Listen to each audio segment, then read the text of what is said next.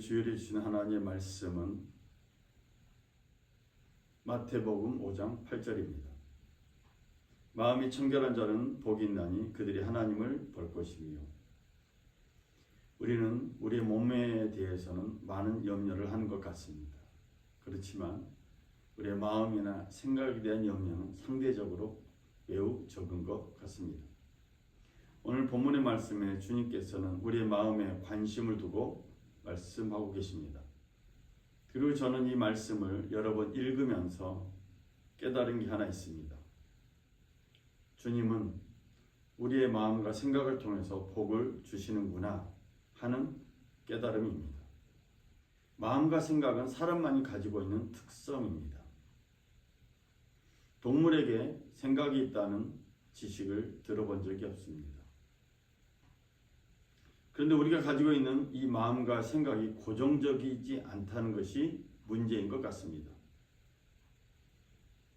내가 나를 봐도 내 마음과 생각이 늘 움직이고 있고 변동이 매우 심한 것을 압니다.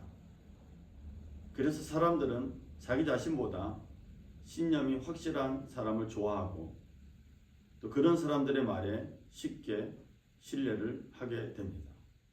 그런데 이 세상에 사는 사람들 중에 마음과 생각이 절대적으로 흔들리지 않는 사람이 과연 있을까요? 우리가 이런 생각만 조금만 해보면 선동하는 유튜브에 유혹당하지 않을 것입니다. 저는 우리 평화에 가졌던 믿음의 가족들이 하나님 말씀에 귀를 기울이면서 하나님 말씀해 주시는 그 하나님의 마음을 발견했으면 좋겠습니다. 성경에서 말씀하시는 하나님의 마음을 발견하는 방법은 여러 가지가 있습니다. 그 중에 하나가 소리내어서 성경을 읽는 것입니다. 소리내어서 성경을 읽는 것이고 소리내어서 성경 읽으면서 노트에 공책에 이 말씀을 쓰는 것입니다. 개역개정 성경이 힘들고 이해가 잘 되지 않으면 이해할 수 있는 성경을 선택하면 됩니다. 기독교 백화점이나 서점에 가면 쉬운 성경이라든지 우리말 성경, 우리글 성경, 세번역 성경 등 다양한 성경 버전들이 있습니다.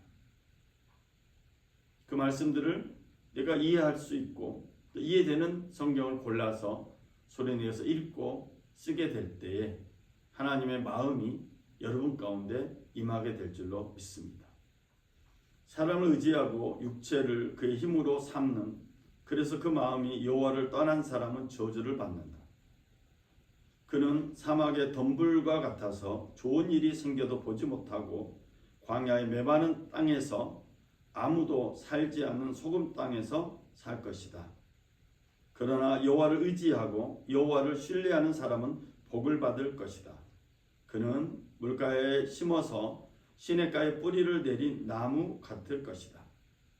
더위가 닥쳐와도 두려워하지 않으며 그 잎이 항상 푸르다.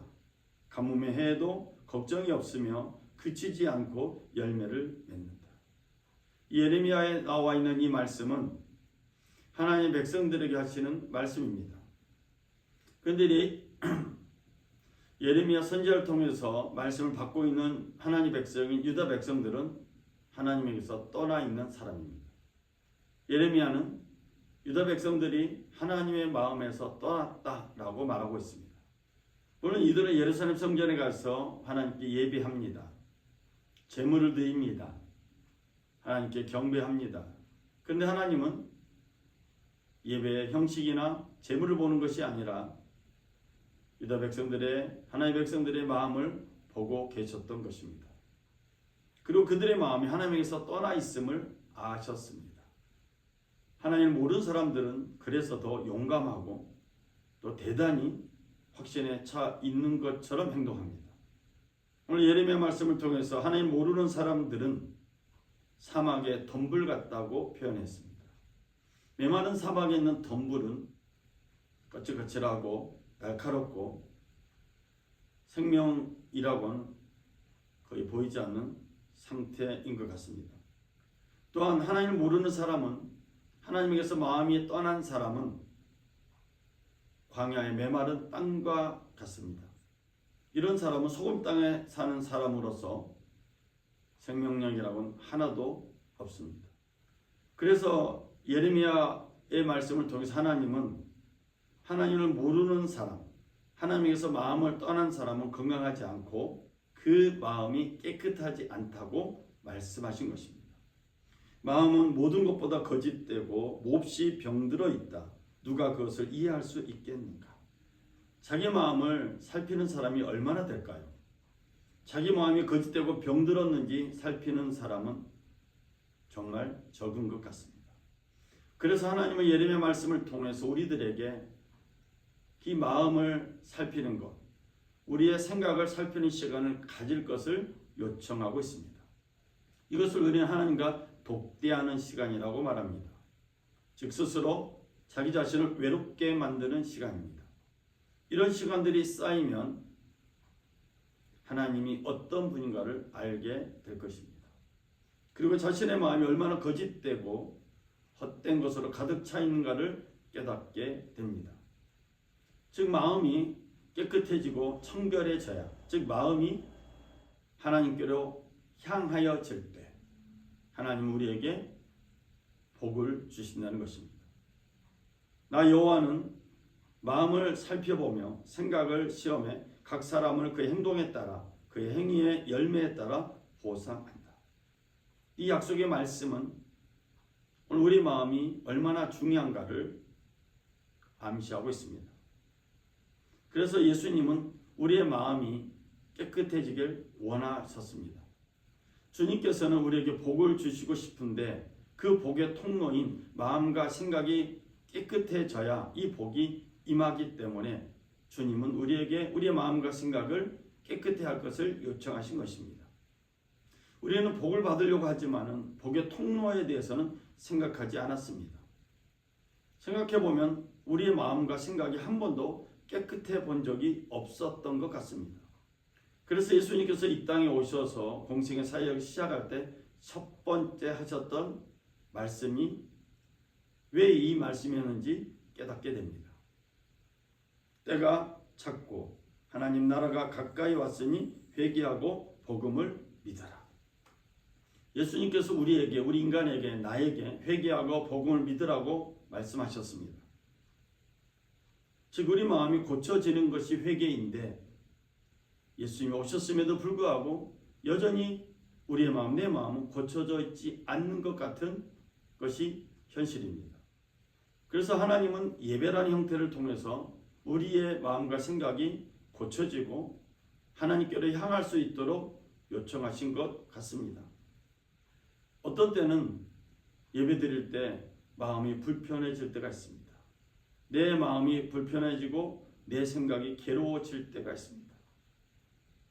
분명히 하나님 말씀인데 그 말씀을 들으면서 그 말씀을 선포하면서 내가 괴로워진다는 사실입니다. 왜냐하면 하나님 말씀이 나의 더러운 것을 드러내기 때문입니다. 내 안에 있는 추악한 것을 드러내기 때문에 괴롭다는 것입니다.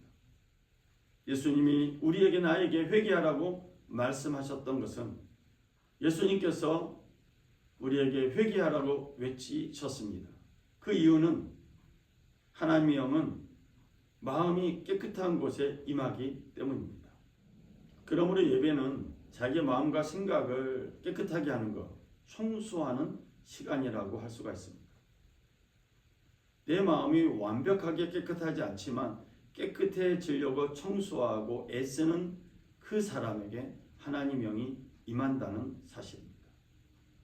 성령께서도 우리의 연약함을 도와주십니다. 우리는 마땅히 무엇을 기도해야 할지 알지도 못하지만 오직 성령께서 친히 말로 할 수 없는 탄식으로 우리를 위해 간구하십니다. 마음을 살피시는 분께서 성령의 생각이 무엇인지 아십니다. 이는 성령께서 하나님의 뜻을 따라 성도를 위해 간구하시기 때문입니다. 우리의 마음과 생각이 깨끗해지도록 살피는 사람에게 성령이 오신다는 것입니다. 그래서 우리가 하나님 앞에 예배 드릴 때 우리 시간을 드립니다. 우리의 마음을 드립니다. 우리의 물질을 드립니다. 우리의 생각을 드립니다.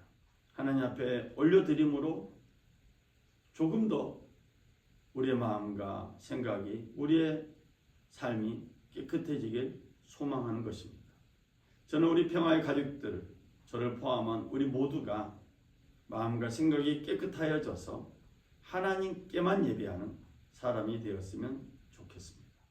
그래서 오늘 이 본문의 말씀을 다시 한번 메시지 성경을 통해서 살펴보겠습니다. 내면 세계 곧 마음과 생각이 올바른 너희는 복이 있다. 그때야 너희는 바깥 세상에서 하나님을 볼 수 있다. 마음과 생각이 올바른 사람에게 주님은 복이 있다고 말씀하셨습니다.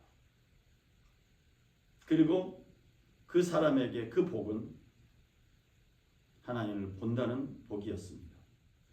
회개하고서 하나님을 보는 것이 아니라 회개하는 과정을 통해서 하나님을 보게 될 것을 말씀하셨습니다. 마음이 깨끗한 사람이 하나님을 보는 것이 아니라 자기 마음을 깨끗하게 하려고 애쓰는 사람에게 하나님이 보여진다는 것입니다.